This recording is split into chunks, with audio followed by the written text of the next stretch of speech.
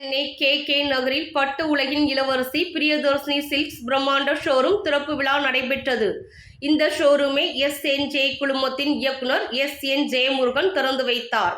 அதனைத் தொடர்ந்து விருங்கம்பாக்கம் சட்டமன்ற உறுப்பினர் பிரபாகராஜா குத்துவிளக்கு ஏற்றினார்.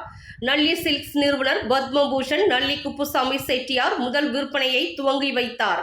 அனைவரையும் MG சுரேஷ்குமார், பிரியதர்ஷினி வரவேற்றனர். அதனைத் தொடர்ந்து செய்தியாளர்களிடம் கூறுகையில், இப்பகுதியில் வாழ்கின்ற மக்கள் பயனடையும் வகையில் இந்த பட்டு ஷோரூமை திறந்து வைத்துள்ளோம்.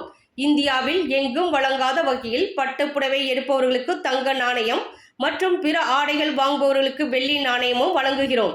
கே நகர் சுற்றியுள்ள பகுதியில் தினசரி வேலைக்கு செல்பவர்கள் அதிகம் உள்ளதால் அவர்கள் பயன்பெறும் வகையில் சுலப தவணை முறையில் ரூபாய் 1 செலுத்தி பட்டுப்புடவை எடுத்துக்கொண்டு மீதியை தவணை முறையில் செலுத்தலாம் என்றும், மேலும் இப்பகுதியில் வாழ்கின்ற மக்களுக்கு இத்திட்டம் பயனளிக்கும் என்றும் தெரிவித்தனர்.